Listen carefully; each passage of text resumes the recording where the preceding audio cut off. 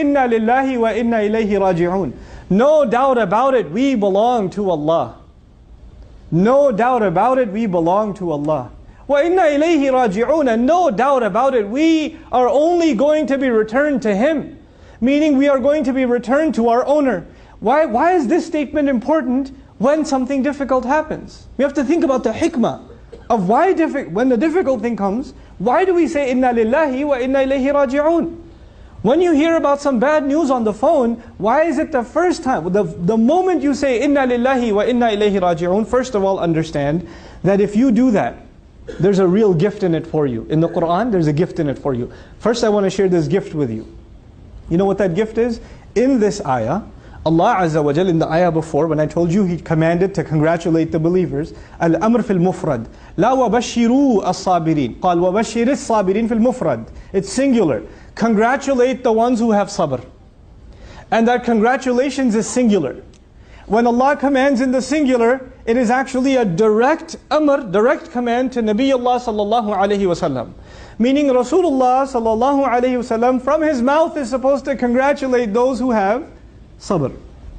And Allah Azza wa Jal now, and by the way, after this ayah, whoever says inna lillahi wa inna ilayhi raji'un, may Allah make us of them when we are standing on Yawm al-Qiyamah, maybe we be among them who the Rasul of Allah sallallahu alayhi wa sallam congratulates.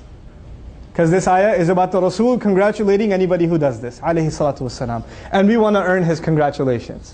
You know, when your family says congratulations to you, it means one thing. When the principal of the school congratulates you, it's something else.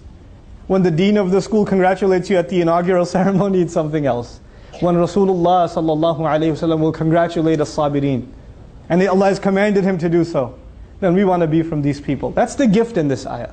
Now let's go back to inna lillahi wa inna ilayhi raji'un.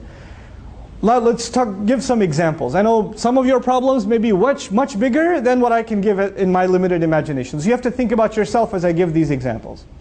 So I'm driving and I just got a new car, I'm driving and I had some car trouble and it just stalled and it's pulled over to the side. Now I'm angry, I paid good money for this car. How could this happen? I'm missing so much work.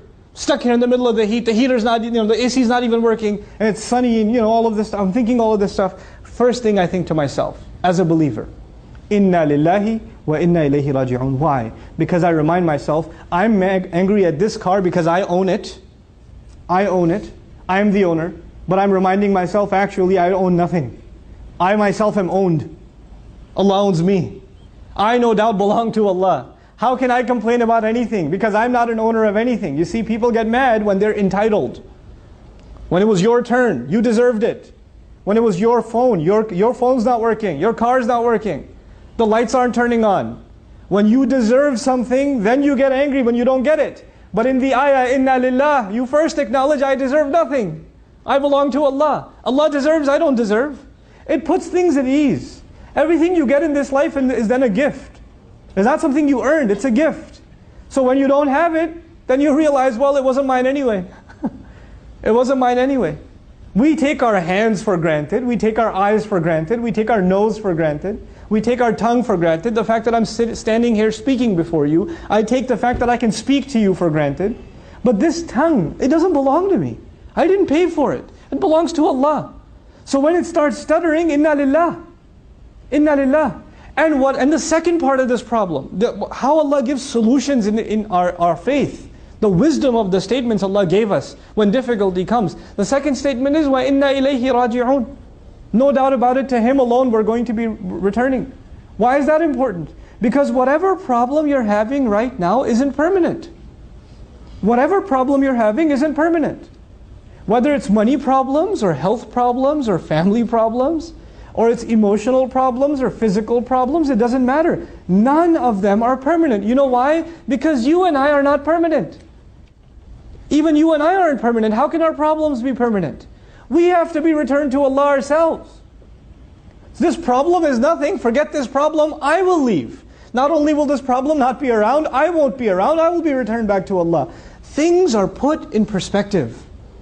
Putting things in perspective makes you worry about what really matters. When you don't put things in perspective, you can focus on the wrong thing.